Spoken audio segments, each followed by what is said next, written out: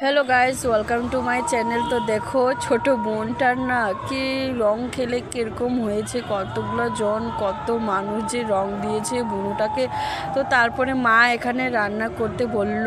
তো আমি দেখলাম মা এখানে আলু এবং পেঁয়াজগুলোকে দুই ফাল্টি করে কেটে একটা থালার মধ্যে আমি জলের মধ্যে রেখে দিয়েছিল, আমি থালার মধ্যে ওঠায় রেখে দিলাম। রেখে দেওয়ার পরে তারপরে এখানে চিকেনের মাংসটাকে ভালো করে এখন ধুয়ে নিব।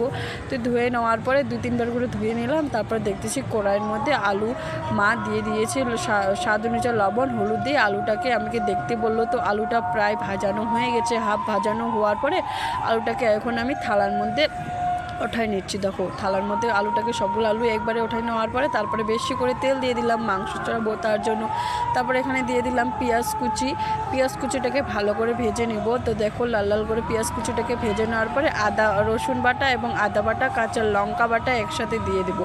তো বেটা দেওয়ার পরে তারপরে দিয়ে দেবো স্বাদ অনুযায়ী, মাংসটা দিয়ে দিয়েছি স্বাদ অনুযায়ী লবণ এবং হলুদ দিয়ে দিলাম। দেওয়ার পরে এখন ভালো করে মাংসটাকে প্রথমে ভেজে নেব। তো দেখো ভালো করে মাংসটাকে প্রথমে ভেজে নিচ্ছি। তো উল্টে পাল্টে ভালো করে মাংসটাকে ভেজে নিব। তো দেখো এই যে ভালো করে মাংসটাকে এখন ভেজে নিচ্ছি। নেওয়ার পরে তারপরে জিরা গুঁড়া দিয়ে দিব। জিরা গুঁড়ো দেওয়ার পরে আরও কিছুক্ষণের জন্য আরও ভালো করে ভেজে নেব। তো দেখো সম্পূর্ণ জিরা গুঁড়া দিয়ে দিলাম। তো জিরা গুঁড়া দেওয়ার পরে তারপরে দিয়ে দিলাম লঙ্কার গুঁড়া। তো লঙ্কার গুঁড়াও দিয়ে দিলাম। দেখো দেওয়ার পরে এখন উল্টে পাল্টে ভালো করে ভেজে নিচ্ছি।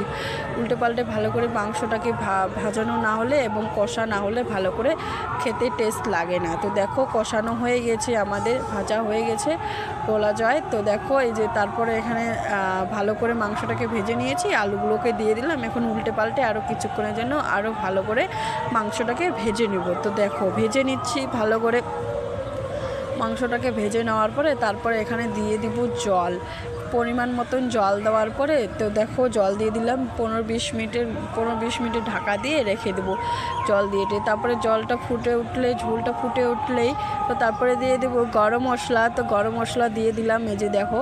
তারপরে আরও কিছুক্ষণের জন্য তারপরে বাবা বললো ভাত খেতে দিয়ে, তারপরে আমি বাবাকে মাংস দিয়ে দিচ্ছি এবং বেগুন ভাজি করেছি চলো মাংস ঝোল এবং বেগুন ভাজি নেক্সট ব্লগে দেখা হচ্ছে। বা